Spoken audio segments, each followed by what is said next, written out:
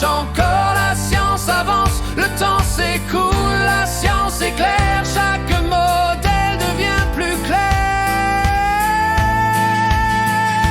Dalton voyait des billes solides et indivisibles. Alors bonjour, dans cette vidéo, on va parler de l'énergie thermique. Donc on va définir ce que c'est. On va ensuite faire un exemple où il va y avoir des... où c'est plus conceptuel, où il n'y aura pas de calcul. Et après ça, il y aura quelques exemples de calcul qui impliquent l'utilisation de l'énergie thermique. Donc on y va tout de suite avec la définition de l'énergie thermique. Donc c'est l'énergie qu'une substance possède par rapport à son nombre de particules et à la température. Donc on va déterminer une quantité d'énergie en joules en fonction du type de substance. Donc dès qu'on change de la nature de la substance, la quantité d'énergie thermique va varier. Et ça va aussi dépendre de la quantité de particules. Donc, par exemple, un bloc de fer qui a une masse plus élevée va avoir une quantité d'énergie différente d'un bloc de fer dont la masse est moins élevée. Et aussi de la température de cette substance-là. Définissons deux choses, donc la température et la chaleur. Donc la température, par définition, c'est la mesure de l'agitation des particules qui composent la substance. Tandis que la chaleur, c'est plutôt la variation ou le transfert de l'énergie thermique entre deux endroits, ou entre deux milieux, ou entre deux substances.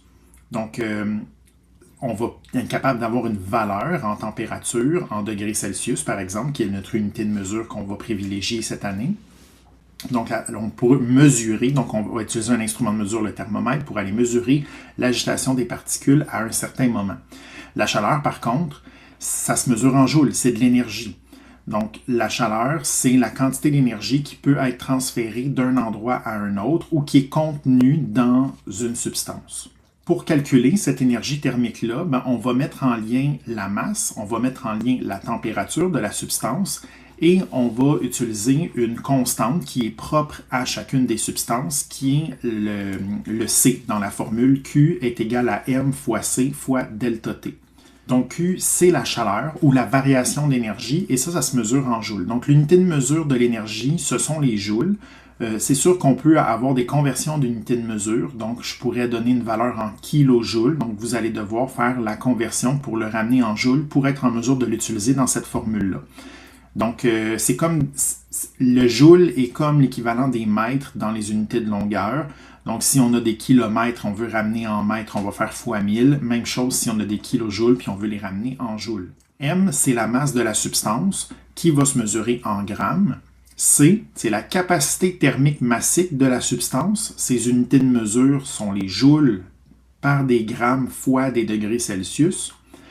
Là, on va définir ce que c'est que la capacité thermique massique. Donc, c'est la quantité d'énergie en joules qu'il faut donner à une substance, mais pas n'importe quelle quantité. C'est 1 gramme d'une substance pour faire augmenter ce gramme-là d'un seul degré Celsius. Donc, si par exemple je prends l'eau, sa capacité thermique massique, c'est 4,19 joules par gramme fois degré Celsius. Donc, pour l'eau, je dois fournir 4,19 joules à 1 gramme d'eau et ça va faire en sorte, une fois que je vais avoir fait ça, de faire augmenter ce gramme d'eau-là d'1 degré Celsius. Et donc, comme je disais tantôt, le C, c'est une propriété qui est caractéristique. Ça veut dire que ça correspond à une substance. Si je change de substance, la valeur de C va changer. Les valeurs de C ne sont pas à apprendre par cœur. On va vous fournir des tableaux. Vous allez aller chercher dans un tableau de référence les valeurs de C en fonction de la substance qui est utilisée dans les exercices, les exemples que vous allez faire. Delta T, c'est la variation de température. Donc, la variation de température se calcule en faisant la température finale de la substance moins la température initiale de la substance. Et ça va se mesurer en degrés Celsius. Petite note que je rajoute, si la variation de température elle est positive, ça veut dire qu'il y a eu une absorption d'énergie. Autrement dit, c'est un phénomène endothermique, si on fait un lien avec ce qu'on a déjà vu. Par contre, si la variation de température elle est négative, ça veut dire qu'il y a eu un dégagement d'énergie. Donc, la substance aurait dégagé son énergie dans l'environnement ou à une autre substance.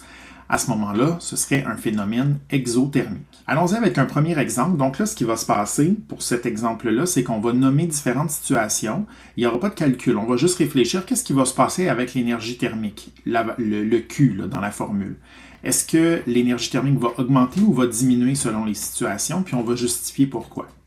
Donc, première chose, on compare une situation initiale avec une situation où on diminue la masse de la substance. Donc, si je diminue la masse, je diminue la quantité de matière, le nombre de particules. Si je fais ça, bien, la valeur de Q, elle va diminuer. Donc, comme il y a moins de particules, bien, il y a moins d'énergie thermique qui va être en jeu dans cette situation-là. Si j'augmente le nombre de moles, là, il faut réfléchir en faisant un lien avec ce qu'on a déjà vu plus tôt dans l'année. Donc, le nombre de moles, c'est en lien avec la masse d'une substance. On est capable de faire la conversion pour une substance définie entre le nombre de moles et la masse. Donc, si j'augmente le nombre de moles, bien sûr que je devrais augmenter la masse. Donc, si la quantité de matière augmente, ça veut dire que la valeur de Q va augmenter parce qu'il y a plus de particules.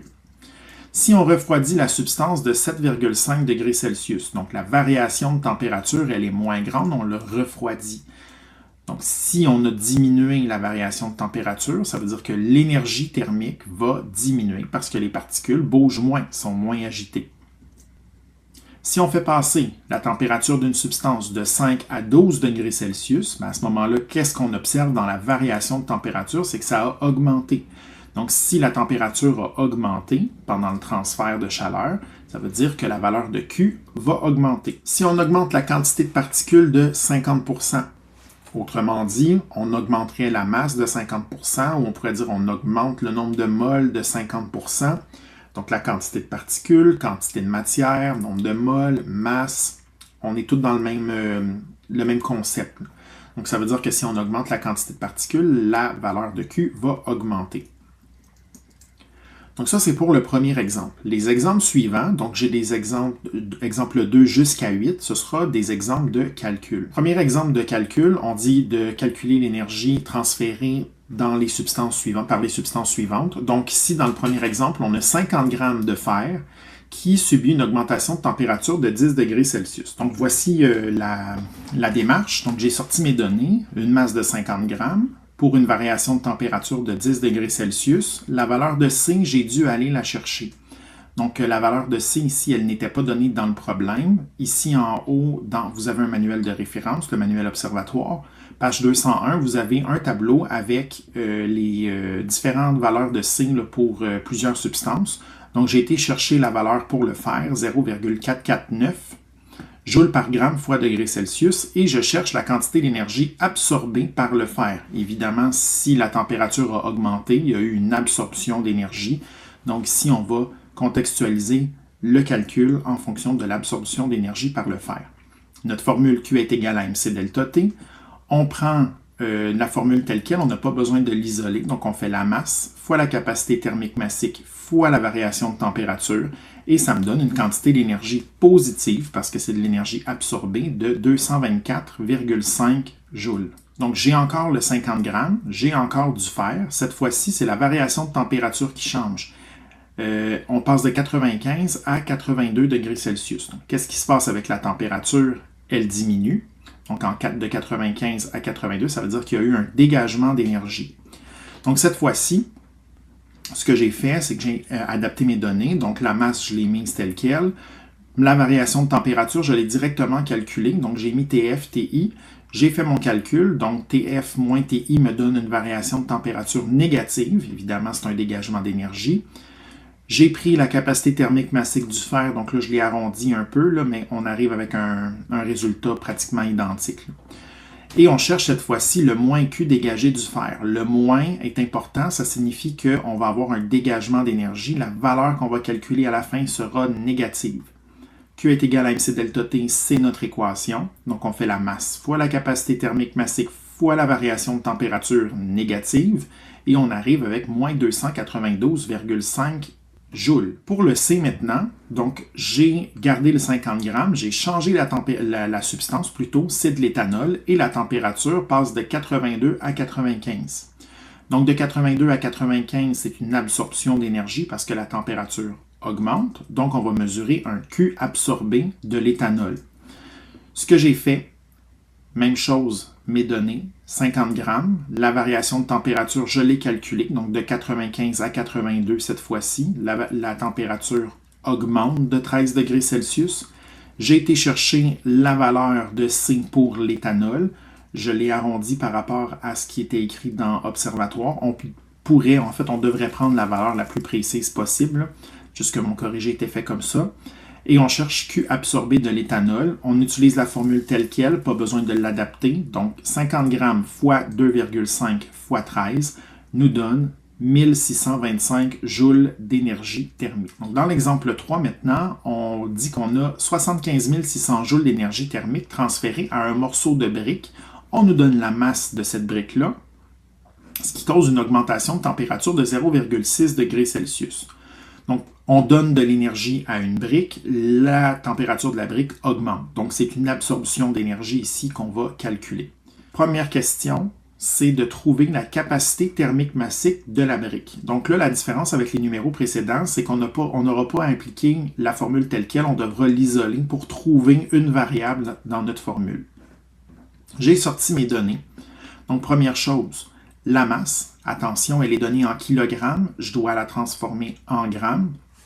Conversion d'unité en faisant fois 1000. Le delta T, la variation de température, elle est donnée telle qu'elle. Je cherche la valeur de C. Et je connais la quantité d'énergie absorbée par la brique de 75 600 joules. Ma formule, je l'ai mise telle qu'elle.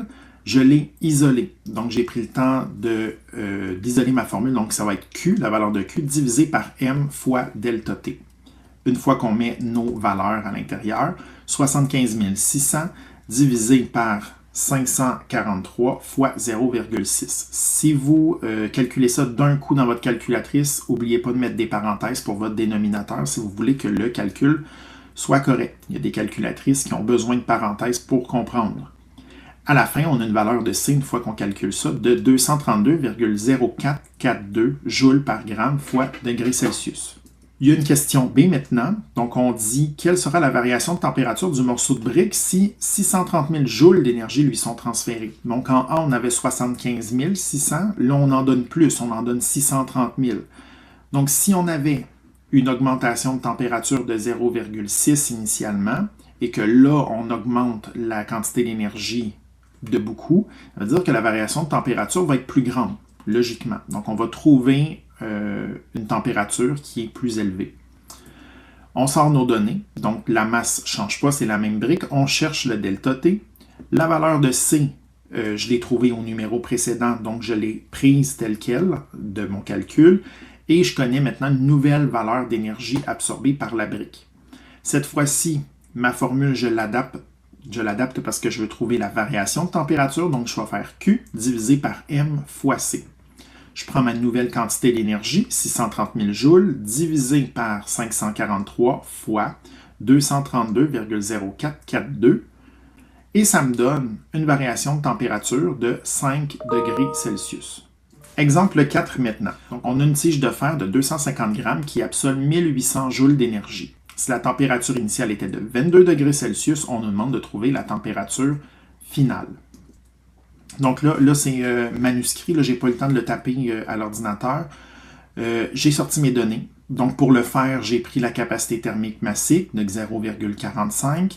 J'ai pris la masse qui nous est donnée dans le problème, la quantité d'énergie absorbée 1800 joules et la température initiale de 22. Et moi, je cherche la température finale.